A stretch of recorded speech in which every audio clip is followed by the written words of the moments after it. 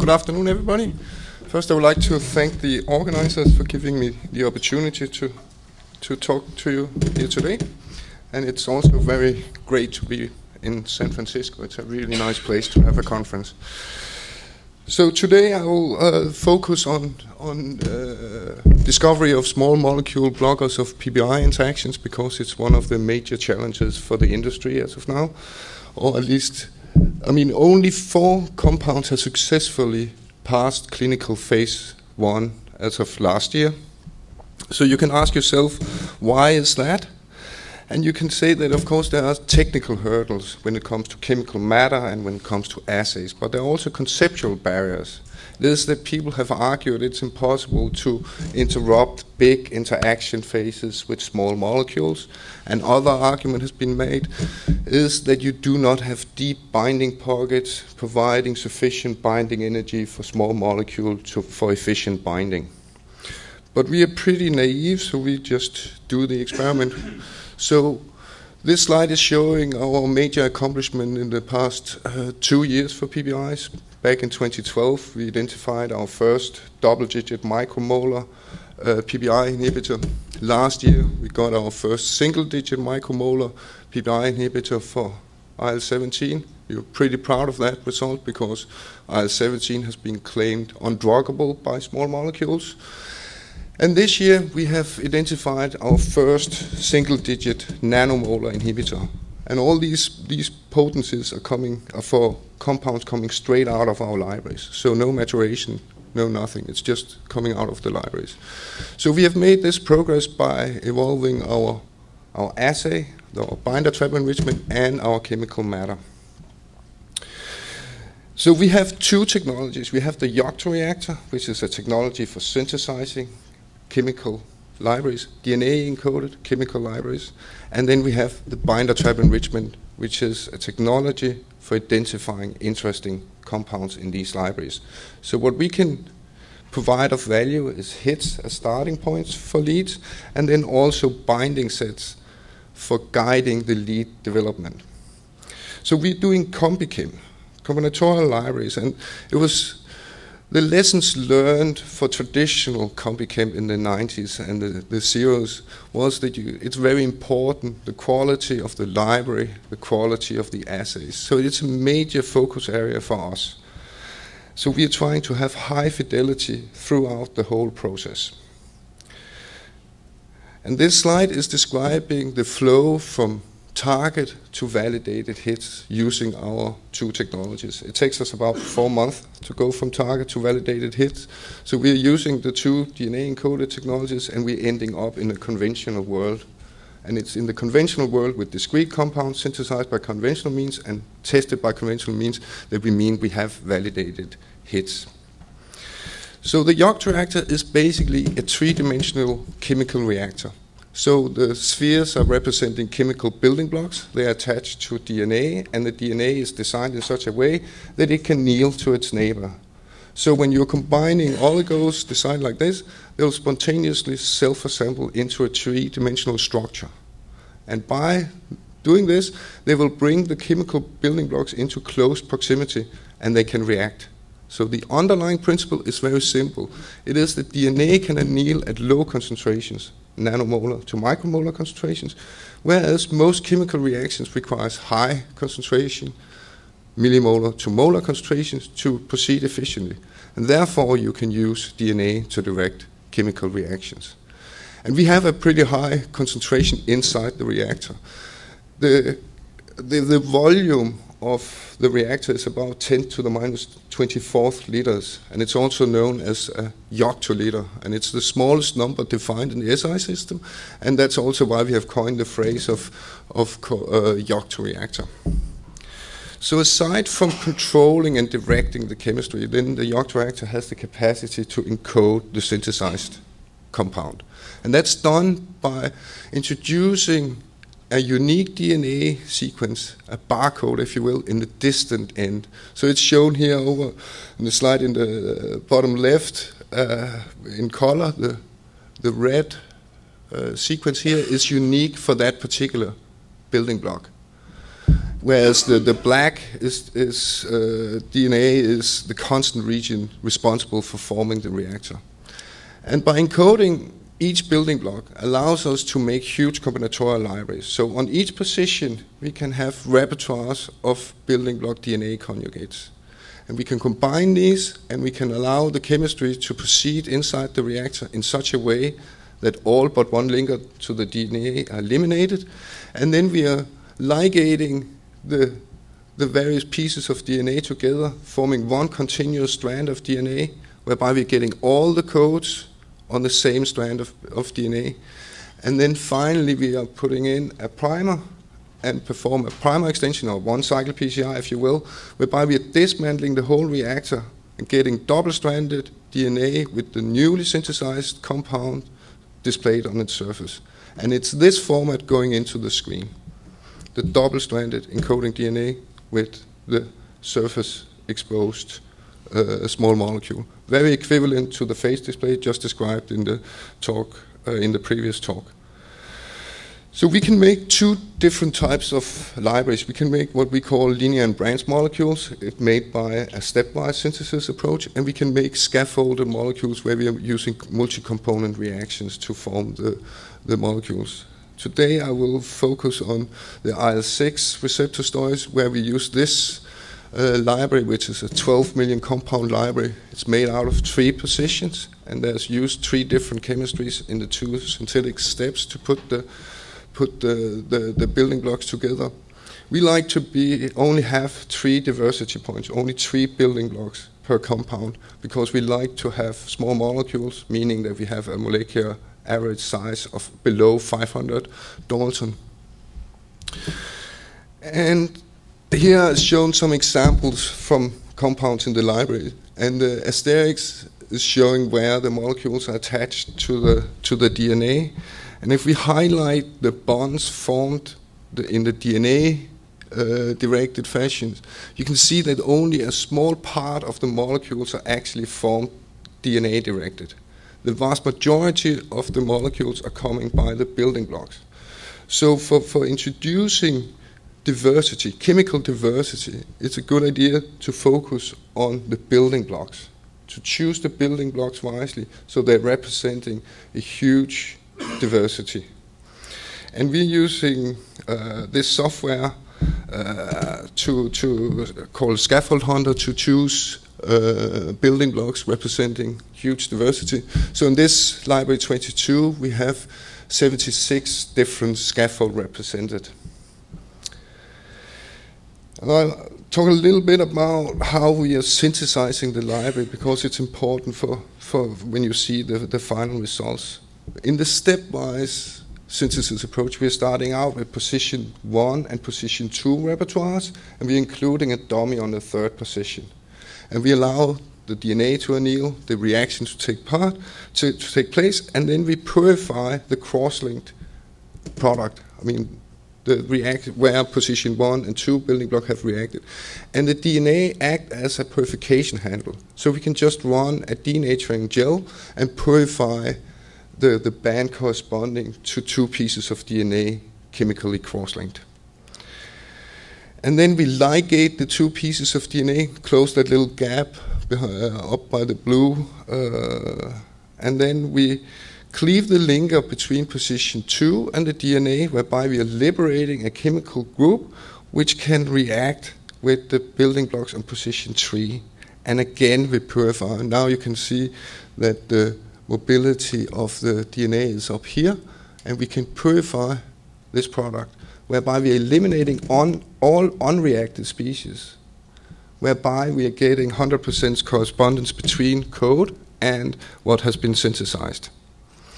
And then we ligate position 3 DNA to the position 1, 2, and then we cleave the linker between position 3 and the DNA, and then we introduce a primer and do the primer extension, and we have our double-stranded DNA with our newly synthesized compounds. So what is key here in the synthesis protocol is all these purification steps where we are eliminating unreacted species.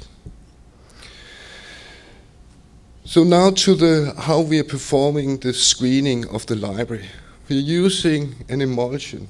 Like we're using a lot of water droplets in a continuous oil phase. And in these water droplets, we are capturing binding complexes consisting of the protein target and a library member bound to the target. The advantage of this technology is that it's a homogeneous assay. We do not have any solid support. We are not using any solid support in this assay. So the way we configure it is that we take the target protein, stick a small piece of double-stranded DNA to it, and we are using the chemistry normally used for biotinylation of proteins, so most proteins tolerate this. And then we have our DNA-encoded chemical library. So the first step is to allow binding to occur, to mix library and target protein, and allow equilibrium to be established. So the target concentration controls the fraction of a given ligand bound to the target. So if we have a target concentration equal the KD of that particular ligand, we'll have half of the copies bound to the target. Then we do high factor dilution, whereby we are disturbing the equilibrium, and now the kinetic is totally dominated by the off rate. So time controls the fraction bound to the target. Then we add oil and surfactant, and nothing happens, but because oil and water are immiscible fluids. But if we shake it really hard, then we form an emulsion. We shake it, I mean, it's like these two small tubes we're shaking, and then we get like a nice creamy thing. It looks like a sun lotion or something like that. And we form a lot of water droplets, many more water droplets than we have target molecules.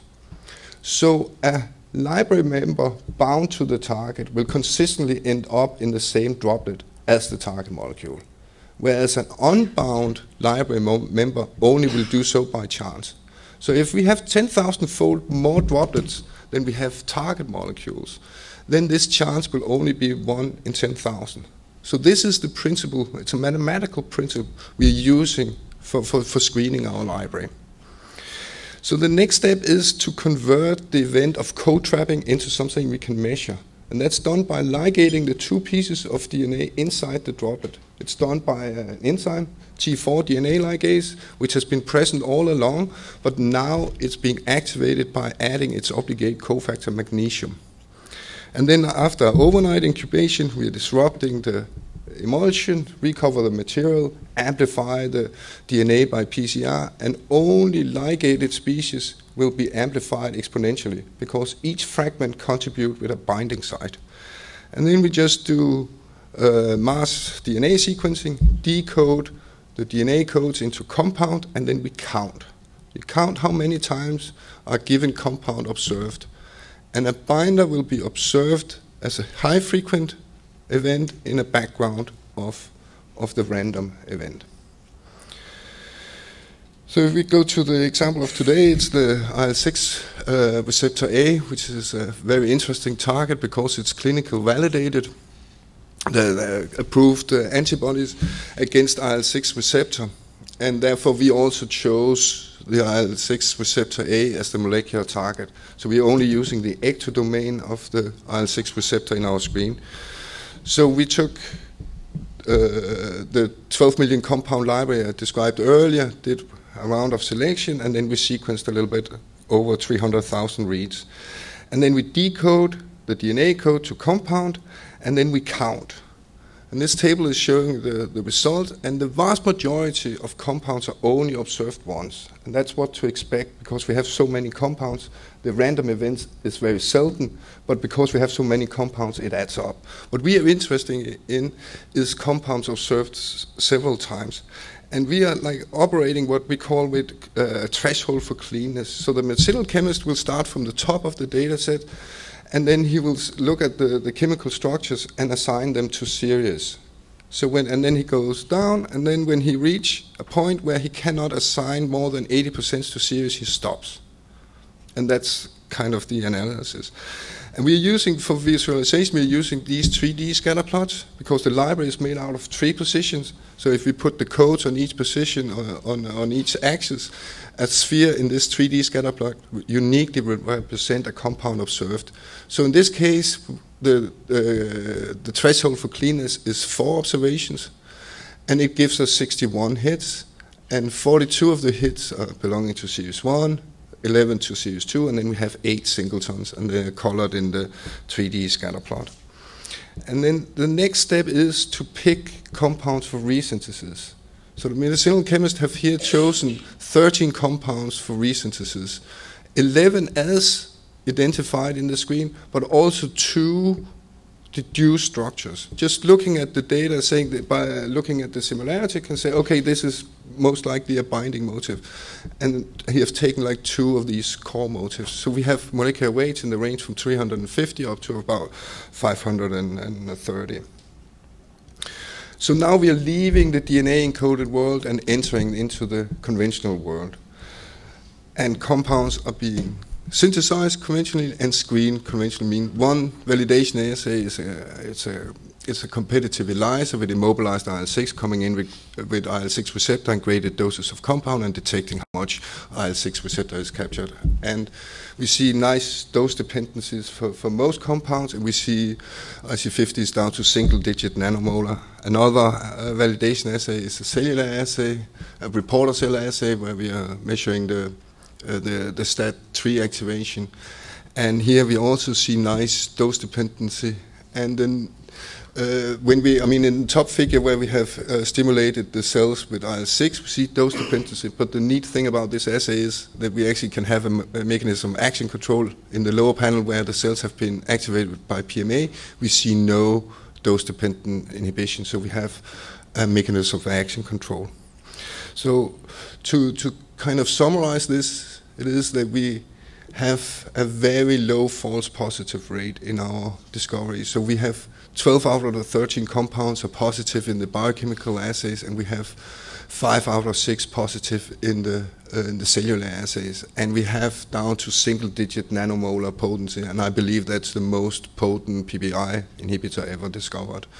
And the compounds are novel, so we believe that we have a promising starting point for developing an oral drug. So if I should kind of summarize what the keys are for being successful for making small molecule PPI blockers, then it is that it's important with the chemical matter you have, and you actually can generate that the chemical diversity by the building blocks. And then the screening assay is crucial. It's very important that you have a biological active confirmation of your target protein. And then the key for us is the low false positive rate to get clean data. And I would like to acknowledge the Vibergen team for their dedicated work, and I would like to thank you for your attention. Thank you.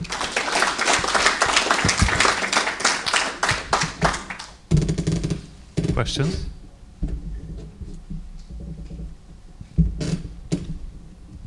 Thank you, a really great presentation. I have a question about the Yocto reactor. I really like that idea.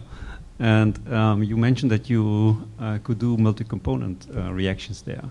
So what type of reactions are possible? A simple UGI reaction, for instance? Or? Yeah, we have made, for instance, a library based on Hansch, multi-component reaction. That's the most advanced, where we have made 2 million compounds in that direction. Okay. It would be interesting to expand that. I would have some ideas for you. Yeah, thank you. We speak later.